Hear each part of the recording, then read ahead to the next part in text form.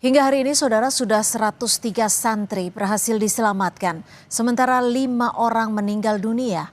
Menurut Kepala BNPB, masih ada 59 orang terdata hilang dalam peristiwa ambruknya bangunan pesantren Al-Qoz ini.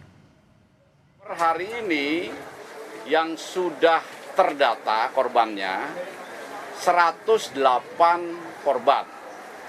Itu terdiri dari 103 yang kondisi selamat, ya semuanya dirawat di rumah sakit, rinciannya ada, 5 meninggal dunia. Nah 5 juga saya yakin rekan-rekan media sekalian sudah tahu nama-namanya.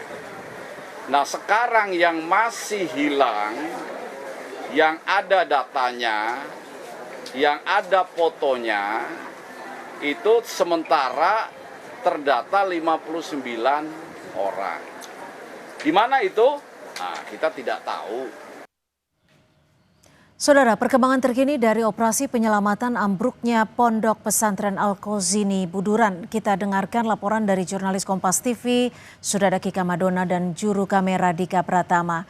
Kika, seperti apa teknis penggunaan alat berat? Apakah sore hari ini sudah dimulai dan sampai kapan proses evakuasi menggunakan alat berat ini akan dilakukan, Kika?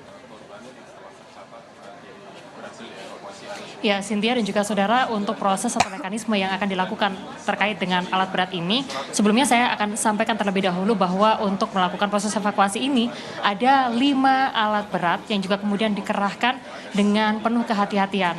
Namun untuk proses evakuasi dan juga penyelamatan yang dilakukan dengan menggunakan alat berat ini berbeda jika dibandingkan dengan pada saat manual di 3 hari pertama.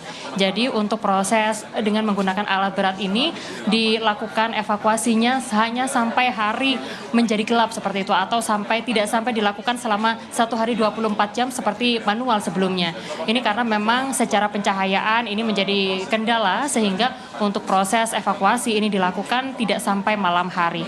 Kalau dilihat dari perkembangan di posko saat ini, di hari keempat ini, anggota keluarga dari korban hingga saat ini juga masih terus mendatangi posko untuk melihat bagaimana proses evakuasi berlangsung. Karena di lokasi posko ini juga telah disediakan layar besar seperti itu, yang mana layar besar yang disiapkan ini kemudian merekam secara langsung bagaimana proses evakuasi berjalan pada siang hari sampai dengan pada malam hari ini. Penggunaan alat berat sudah dilakukan sejak pukul 11.30 waktu Indonesia bagian Barat, dan untuk mekanisme pemilihan penggunaan alat berat ini juga sudah melalui sejumlah kesepakatan dan juga asesmen. Jadi asesmen yang juga sudah dilakukan ini 3 kali dilakukan oleh Badan SAR, diantaranya adalah memastikan bahwa di lokasi ini sudah tidak ada tanda-tanda kehidupan, sehingga akhirnya dari tim SAR kemudian dan juga BNPB dan juga pemerintah Provinsi Jawa Timur berkomunikasi langsung dengan para wali murid dan juga orang tua untuk kemudian menanyakan apakah akan melanjutkan untuk ke tahap selanjutnya, yaitu dengan penggunaan alat berat ini. Dan tadi setelah melalui proses pertanyaan tersebut atau pendekatan seperti itu, yang juga kemudian akhirnya disepakati bahwa untuk proses evakuasi ini akan berlanjut dengan menggunakan alat berat.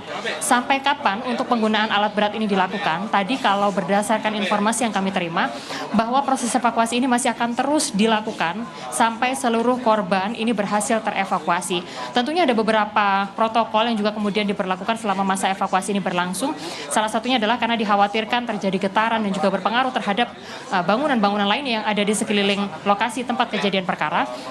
Ini dari pihak baik itu Basarnas dan juga BNPB memberlakukan garis batas seperti itu dan tidak memperbolehkan masyarakat untuk kemudian mendekati baik itu wali murid, orang tua maupun juga masyarakat sekitar untuk mendekati lokasi. Bahkan gedung-gedung bertingkat ini juga kemudian sudah dikosongkan selama masa evakuasi berlangsung sejak pukul 11.30 waktu Indonesia bagian Barat tadi.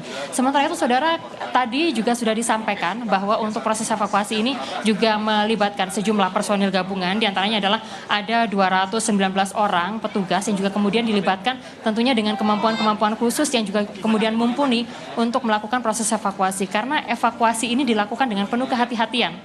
Dan memang hal ini menjadi satu hal atau protap utama karena memang untuk proses evakuasi ini di dalam lokasi bangunan diperkirakan masih ada korban yang juga kemudian terjebak. Jadi untuk data terbaru yang kami terima ini adalah ada 108 korban yang telah terevakuasi, 5 diantaranya meninggal dunia, 103 selamat, dan diperkirakan yang diduga masih terjebak ini sebanyak 59 orang sedang dalam pencarian. Demikian Cynthia.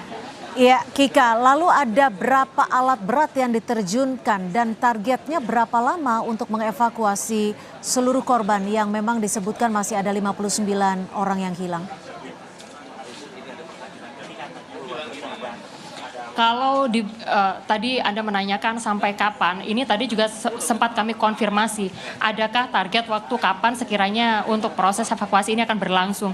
Dan tadi juga sudah dikonfirmasi oleh Wakil Gubernur Jawa Timur Emil Elistianto Dardak, bahwa untuk proses evakuasi ini karena memang prosesnya juga cukup ada banyak sekali tantangan, sehingga diperlukan kehati-hatian seperti itu. Sehingga tidak ada batas waktu tertentu yang juga kemudian ditetapkan untuk masa atau proses evakuasi ini, karena memang dibutuhkan waktu yang juga kemudian cukup lama, selain juga kemudian memindahkan puing-puing beton yang ada di lokasi kejadian, ini juga harus dilakukan pemindahan korban seperti itu, sehingga hal ini yang juga menjadi salah satu faktor mengapa untuk proses evakuasi ini meskipun sudah melibatkan 5 alat berat, ini harus berhati-hati.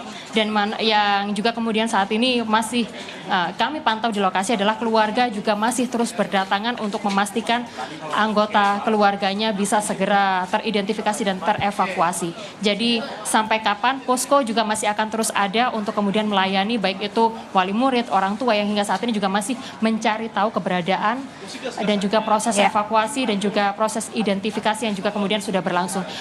Baru saja Cynthia dan juga saudara datang Menteri Muhaimin Iskandar yang tadi juga memastikan bahwa memang ini menjadi bencana nasional dan juga mendapat perhatian dari Presiden Prabowo Subianto, sehingga untuk penanganannya yang juga menjadi poin utama dari kunjungan hari ini adalah untuk memastikan bahwa untuk pembangunan selanjutnya baik itu pondok pesantren maupun masjid dan juga fasilitas-fasilitas keagamaan lainnya ini sesuai dengan standar. Hal itu yang tadi ditekankan oleh Muhaimin Iskandar.